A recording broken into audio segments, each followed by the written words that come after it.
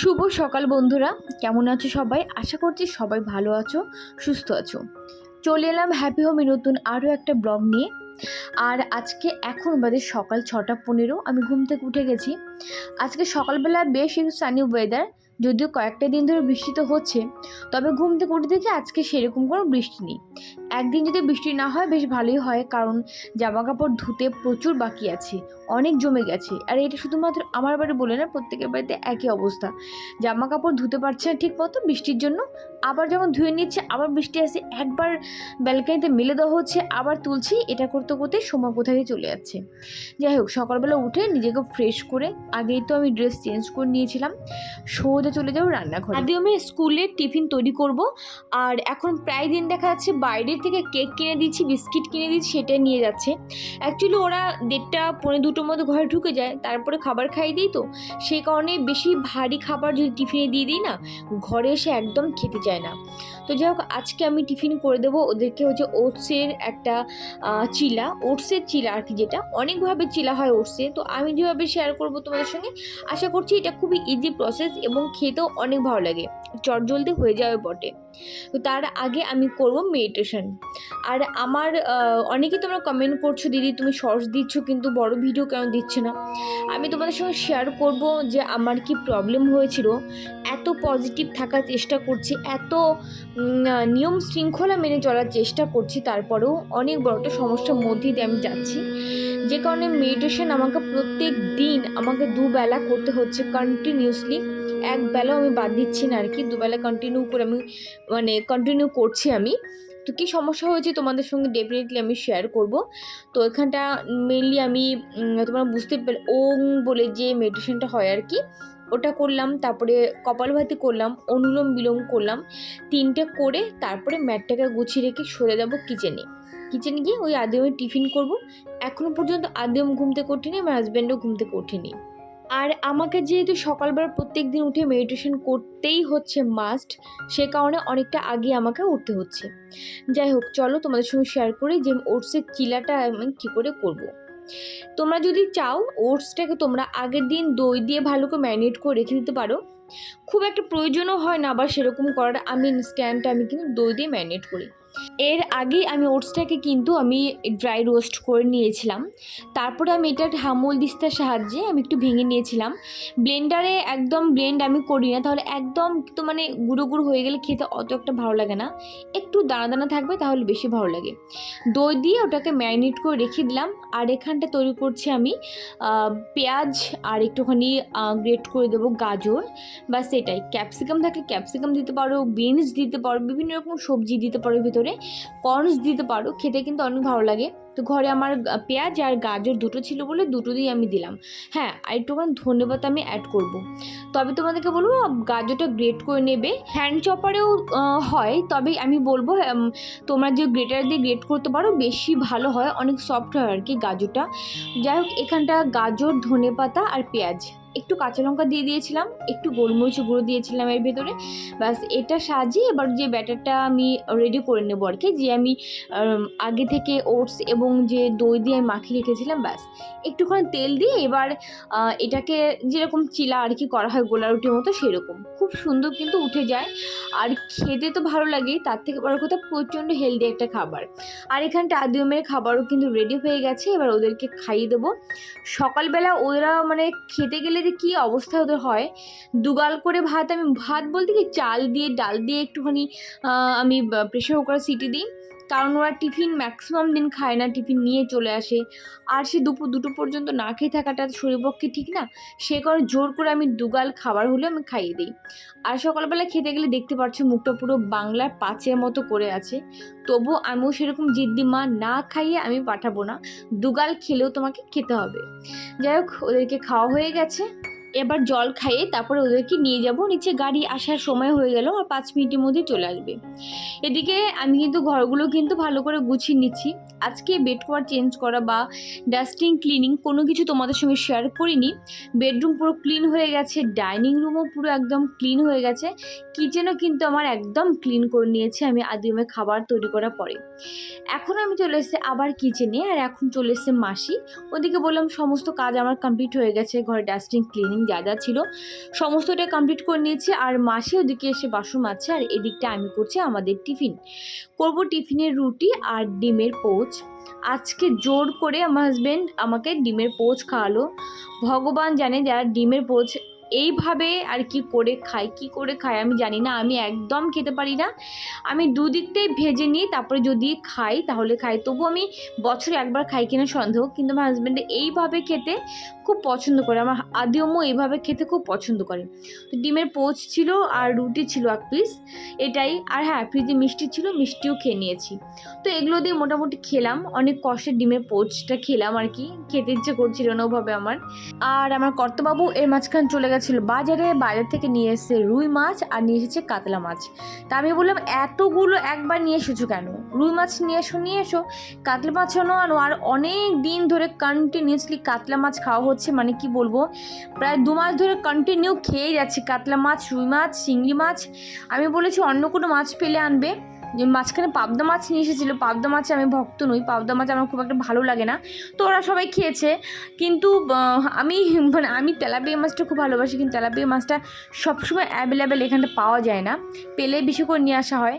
তো এখানটা রুই মাছ, কাতলা মাছ, সমস্ত মাছ আমি ধুয়ে আমি কন্টেনারে রেখে দিলাম। ওখানটা মাছের ডিমও আছে, আর মাছের মাথা তো রয়েছেই, এই যে দেখতে পাচ্ছ রুই মাছের মাথাও আছে, কাতলা মাছের মাথাও আছে। আর এখানটা চিংড়ি মাছ তো রয়েছে আগে, তো সেটাও এখানটায় কিন্তু রয়েছে। তো চলো আজকে রান্না করব হচ্ছে এখানটায় কাতলা মাছ নিয়েছি আমি। কাতলা মাছের একটা তরকারি করব, প্লেন আলু দিয়ে পাতলা করে একটা তরকারি করে নেব, কালিয়া বা অন্য কিছু করব না। আর তার সাথে একটা খুব স্পেশাল খাবার আমি করব, যেটা কিনা আমার কাছে সত্যি স্পেশাল। তোমাদেরকে দেখা একটুখানি তরকারি হয়ে গেছে, তরকারিটা এখানে নামিয়ে রেখেছি।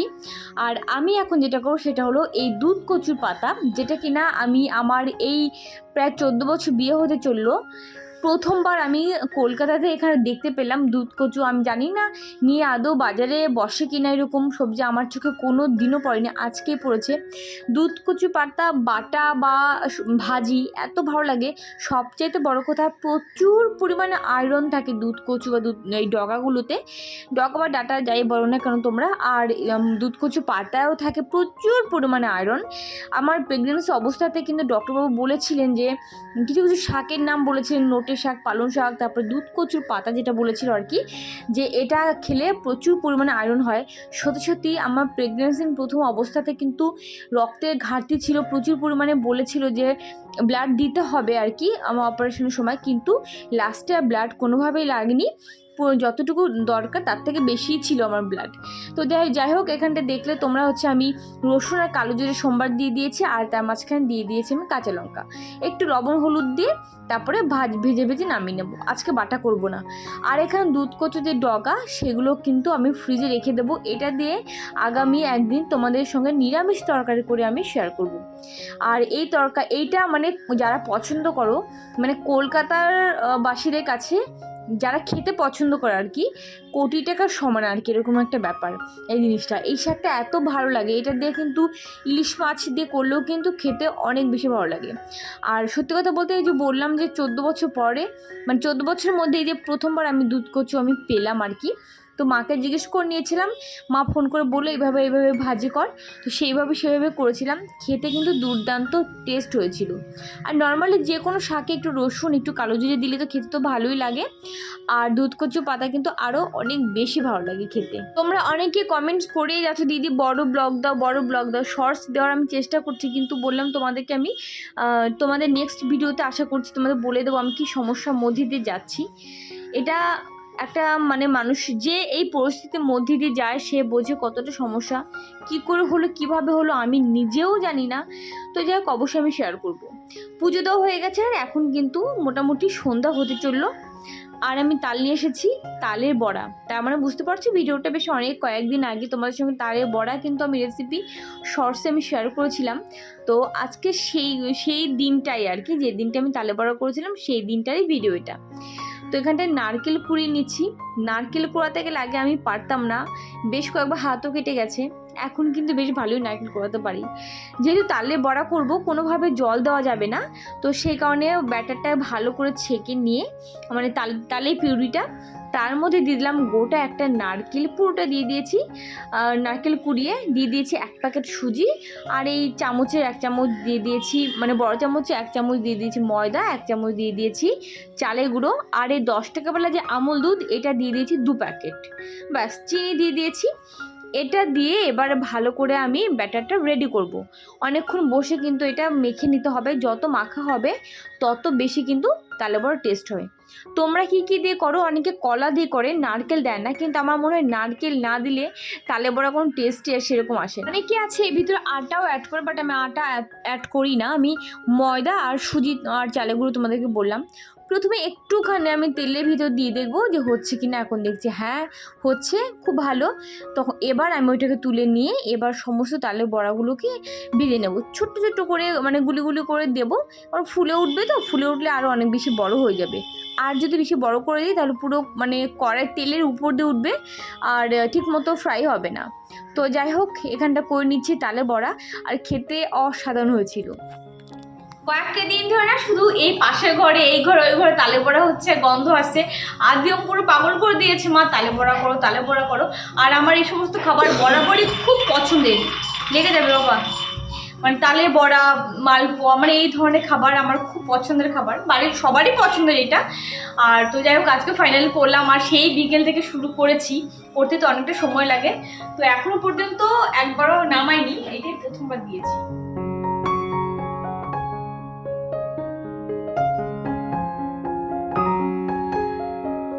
তাল এমন একটা জিনিস যেটা কিনা বছর একবারই পাওয়া যায়, চাইলেও অন্য কোনো সময় পাওয়া যায় না। অন্যান্য ফল বা সবজি চাইলে পাওয়া যায় অন্য সময়, তাল কিন্তু আমার মনে হয় পাওয়া যায় না।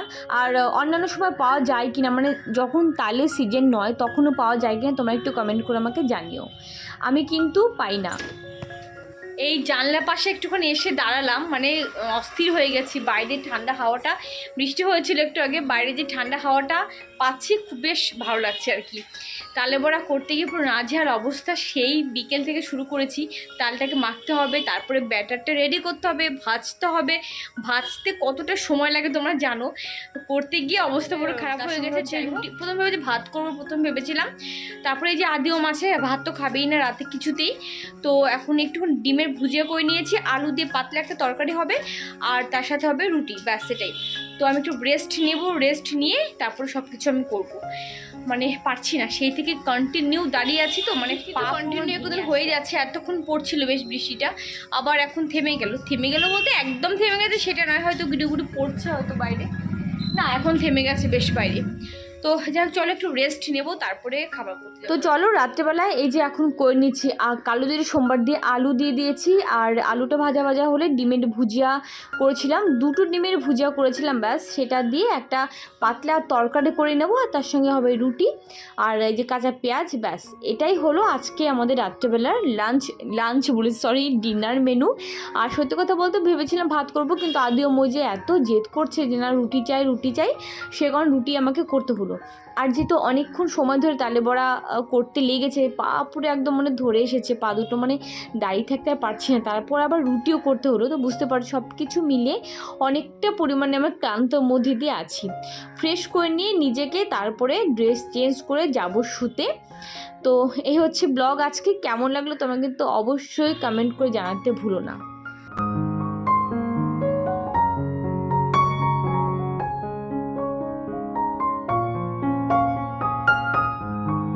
অনেকটা রাত হয়ে গেছে, এক্স্যাক্টলি কটা বাজে আমি জানি না, দাঁড়া দেখে তোমাদেরকে বলছি।